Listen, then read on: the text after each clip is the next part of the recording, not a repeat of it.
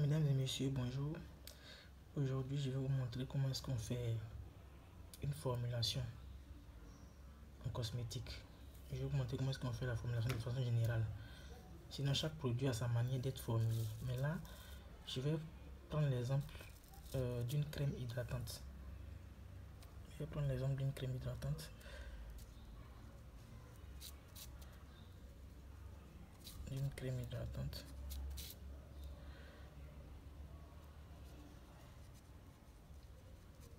Voilà. Donc, il faut savoir que pour faire une formulation, lorsque vous référez au cours, il y a des exigences qu'il faut remplir, c'est-à-dire détermination du type de peau, choix des ingrédients, choix de l'émulsifiant, etc. Donc ça, je vais passer là-dessus. Là maintenant, ce qu'il faut faire, il faut savoir que là, pour faire la formulation, on fait ce qu'on appelle la répartition par phase. Donc nous allons faire nos répartitions par phase. Nous avons d'abord la phase aqueuse.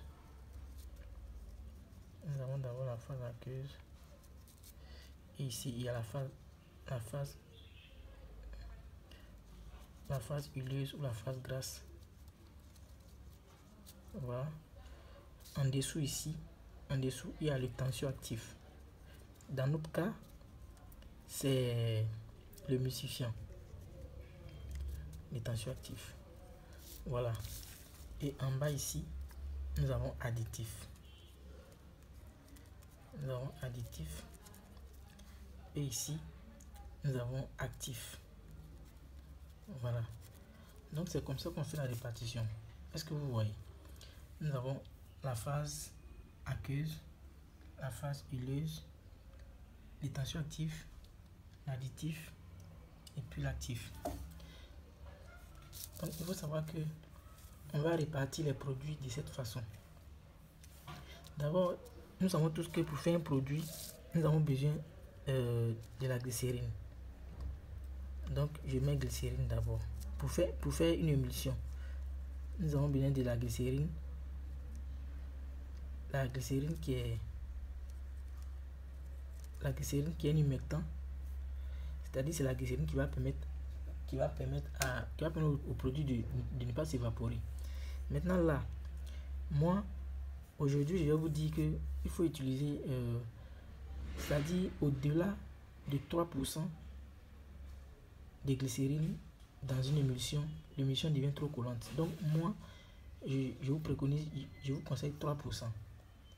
Avant j'utilisais 4, mais maintenant je vous dis maintenant que c'est 3% qui est recommandé. Donc je prends 3% de glycérine. Il y a encore quel autre produit aqueux que je peux ajouter? Un exemple, c'est-à-dire là je vais ajouter le produit de la phase aqueuse. Nous savons tous que nous avons besoin d'un agent viscosifient, c'est-à-dire un agent de viscosité, c'est-à-dire ce qui va bien stabiliser l'émulsion. Nous savons tous qu'on peut utiliser la gomme xanthane. Donc je prends la gomme xanthane. C'est un exemple de formulation. Je prends la gomme xanthane. La gomme xanthane, dans une crème, on peut l'utiliser à hauteur de 0,1 à 2%. Ou même 3. Dans un lait, c'est 0,3% ou 4. Voilà, pour essayer de percer un peu le lait, quoi. Mais là nous sommes dans une crème. Donc là, je vais mettre 0,2% de gomme xanthane. Bon, si je veux utiliser des hydrolats, c'est tout ce qui est à queue. Bon, un exemple, je vais peut-être utiliser l'hydrolat de citron comme ça. Ou bien l'eau de rose. C'est un hydrolat aussi. Eau de rose. L'eau de rose, je peux dire peut-être 5%. Et si je vais utiliser aussi peut-être de la vinaigre de cidre, tous ces produits que je cite ont des vertus. Si je vais utiliser peut-être de la vinaigre de cidre, donc je vais utiliser vinaigre de cidre dans ma préparation. Donc je peux mettre peut-être 10%, peut-être 8% de vinaigre de cidre. 8%. Donc là, je peux dire que j'ai j'ai fini à la phase aqueuse. Bon, ou bien même, si je veux ajouter des jus de tomate ou bien gel d'aloe vera, ça aussi je peux l'ajouter. Donc je peux dire gel d'aloe vera, gel d'aloès, peut-être 4%. Donc là, je peux dire que j'ai fini avec la phase aqueuse. Maintenant, les tensions actifs, c'est lui qui va permettre aux deux là de se mélanger. Donc dans mon cas, je vais utiliser deux tensions actifs, c'est-à-dire je vais utiliser un auto. Ces tensions actifs là, ce sont des émulsifiants. Donc je vais utiliser, je vais vous montrer comment on utilise deux émulsifiants. Je vais utiliser un co-émulsifiant et un auto-émulsifiant. Je vais utiliser peut-être un auto-émulsifiant, peut-être l'Oliven 1000. L'Oliven 1000, c'est Aromazone qui vend ça. Oliven 1000. Et puis je vais utiliser peut-être alcool cétylique, qui est un co-émulsifiant. Alcool cétylique. Mais sachez que l'auto-émulsifiant doit être plus beaucoup que le co-émulsifiant. Maintenant, comme je vous l'avais dit dans le cours, il faut savoir que de 1%, c'est-à-dire que de 0,1 à 5%, il s'agit d'un lait. Donc j'ai dit de 0,1% à 5%, il s'agit d'un lait. De 6% à 10% ou plus, il s'agit d'une crème. Voilà. Donc là, nous voulons faire une crème. L'Oliven 1000, il fait des crèmes très légères. Donc l'alcool va l'épaissir un peu. Moi, je vais faire ma crème à 8%. Donc qu'est-ce que je fais? Je mets Oliven 1000 5%. Et je mets l'alcool cétylique 3%. Donc ça me fait 8% d'émulsifiant. Est-ce que vous voyez? Maintenant, si j'ai fini de faire les émulsifiants maintenant, je vais faire maintenant ce qu'on appelle, je vais calculer maintenant la phase huileuse. Pour faire la phase huileuse, lorsque nous sommes dans, il faut savoir aussi qu'il y a des émulsifiants huile dans eau et des émulsifiants eau dans huile. Eau dans huile. Moi, c'est ça que je vais faire, parce que c'est une crème hydratante. C'est ça que je vais faire. Donc, ça veut dire que la quantité d'eau doit être beaucoup que la quantité d'huile. Donc, pour ne pas vous tromper, il faut faire ce qu'on appelle, ce qu'on appelle un verrouillage. C'est-à-dire, il faut faire 15%, il faut limiter la chose à 15% et 20%. Ça veut dire quoi? Ça veut dire que vous pouvez utiliser soit 15%, c'est-à-dire de 15% à 20%. Dans notre cas, c'est ça que moi j'appelle le verrouillage. Donc, dans notre cas, je vais verrouiller peut-être à 15%. Là, ça sera une crème hyper hydratante. Non, il y aura très peu d'huile dedans. Donc, sachant que j'ai déjà utilisé 8%. Donc, si on fait 8 moins 15, ça va rester combien? 8 moins 15, ça va rester 7%. Donc, ça veut dire que j'ai 7% d'huile à utiliser. C'est-à-dire que, pourquoi? L'émulsifiant, ces deux émulsifiants sont solubles dans l'huile. Donc, eux, on les met ici en même temps. Donc, eux, on les met ici. Maintenant, comme eux, ils sont solubles dans l'huile, ils feront partie des 15%. Donc, 15 moins 8, ça me reste 7. Donc, je vais dire, bon, peut-être, je vais utiliser peut-être l'huile. On choisit l'huile en fonction de l'effet qu'on recherche. Je vais dire, bon, peut-être l'huile d'olive. L'huile d'olive, 3%. Je vais essayer d'épaissir un peu ma crème. Je vais prendre peut-être 1% de beurre de cacao pour épaissir un peu ma préparation. Là, ça me fait 4%. Là, ça me reste 3%. Puisque j'ai droit à 7%. Donc, je vais prendre peut-être huile de tournesol. C'est un exemple. Je peux prendre n'importe quelle huile. Huile de tournesol. 4%.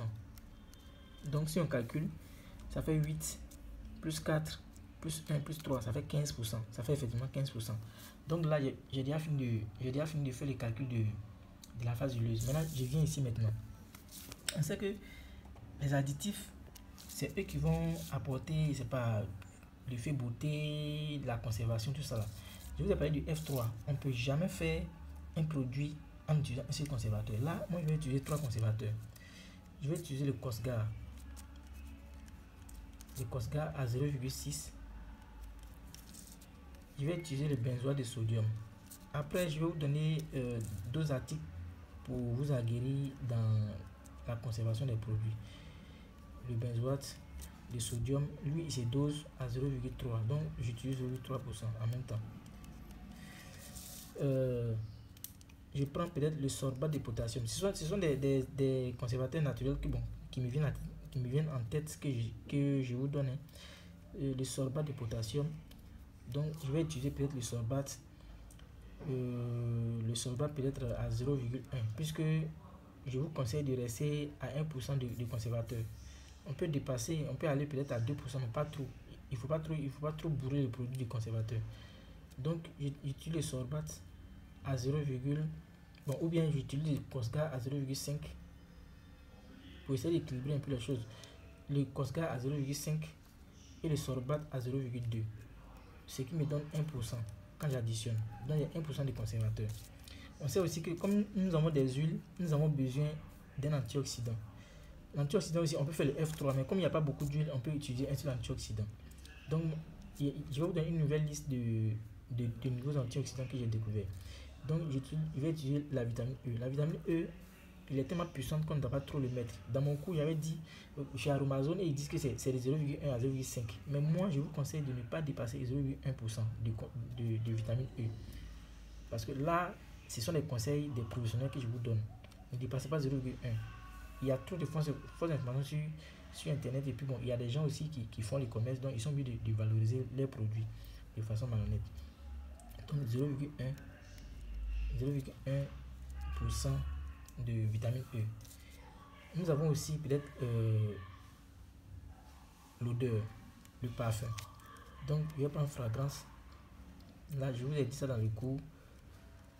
Comment il faut le doser. Bon, moi je vais utiliser 1% de conservateur, 1% de parfum pour ne pas que bon, en tout cas, mais on peut le doser de 0,1 à 3%, mais moi je vais prendre 1% de parfum. 1%. Et ce parfum là, c'est un parfum que j'aime bien, c'est Ice. C'est Femis qui vend ça, c'est une petite start-up en Côte d'Ivoire ici. Un bon formulateur doit tout doser. Donc je vais aussi doser le colorant que je vais utiliser. Donc le colorant aussi, sachez que plus vous mettez beaucoup, plus la couleur devient plus intense. Mais c'est 0,1 à 3% aussi. Donc, mais moi je vais prendre, excusez-moi, le bic est quitté. Moi je vais prendre 0,3% de colorant. Voilà, ça peut être colorant alimentaire, ça, en tout cas, mais ou bien ça peut être des mica, des ocres. Mais en tout cas, c'est des colorants faits spécialement pour les cosmétiques. Donc je prends 0,3% de colorant. Moi je vais choisir la couleur rose. Voilà. Donc c'est ça. Maintenant, bon, s'il y a d'autres additifs qu'on peut ajouter, on ajoute ainsi. Peut-être les aromas, comment on appelle ça, excusez-moi, les aromatisants et autres, tout ça, on peut les ajouter. Voilà, mais là, moi je m'arrête là pour l'instant. Maintenant, il y a les actifs. Sachez que les huiles essentielles sont des actifs aussi. Donc moi je vais commencer par les huiles essentielles. Je vais utiliser 3 huiles essentielles.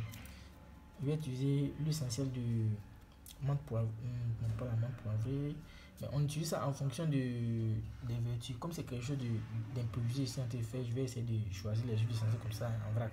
Mais lorsque vous voulez formuler, tenez compte des vertus des huiles essentielles. Donc je vais prendre l'huile essentielle de citron qui est photosensibilisant, c'est-à-dire il n'aime pas le soleil, ça noircit lorsque vous exposez au soleil. Donc je vais prendre 0,3%.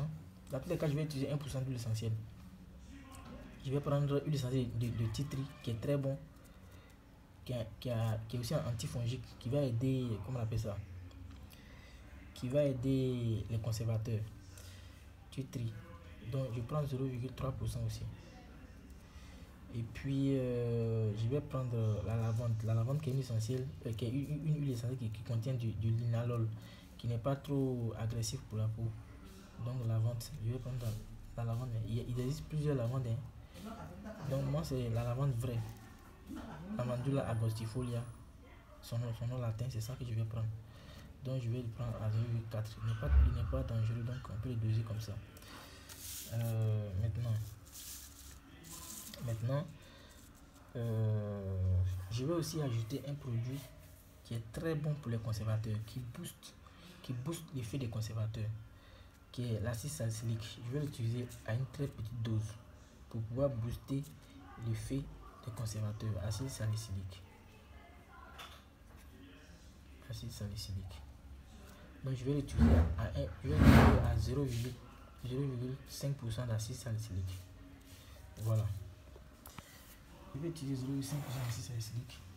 Excusez-moi, il faut que je mette un peu la lumière. 0,5% d'acide salicylique. Je dois la chose. C'est quelque chose d'improvisé, donc excusez-moi si j'ai fait comme ça. Maintenant là j'ai fini, je reviens sur les actifs. Maintenant j'ai utilisé 3 huiles essentielles qui font 1% d'essentiel. Maintenant bon, il y a d'autres actifs, hein. Il y a d'autres actifs. Vous pouvez utiliser l'acide kojique si c'est un produit éclaircissant que vous voulez faire, mais il y a beaucoup. Donc moi je vais utiliser peut-être l'éclat lumière d'Aromazone. Dans ce produit il sera un peu éclaircissant, il n'est pas du blanchissant, il sera éclaircissant naturel. Éclat lumière. Donc je vais le doser à 1%. Voilà, je vais le doser à 1%. Je peux utiliser aussi du panthénol qui est un produit très hydratant. Panthénol, qu'on appelle aussi les provitamines B5. Donc je vais le doser à 3%. Voilà. Mais bon, un petit rappel. Sachez que ici, le dosage c'est de 1 à 15%. De 1 à 15%. Voilà. Non, excusez-moi, ici c'est de 1 à 5. C'est pas. Bon, en tout cas, c'est dans le cours. En tout cas, c'est de 0,1. De 0,1 à 5, quoi. C'est l'actif qui est de 0,1 à 15. Voilà, c'est ça. 0,1 à 15. Voilà, c'est ça. Donc, vous voyez, lorsque j'ai fini de faire ça, qu'est-ce que je fais? J'additionne tout. C'est ce qu'on appelle le listage. Je vais tout lister, je vais tout additionner et puis je vais calculer ce qu'on appelle le QSP 100. Donc, je vais mettre pause, puis on va passer par QSP 100 maintenant. Nous allons calculer maintenant le QSP 100 en faisant du listage.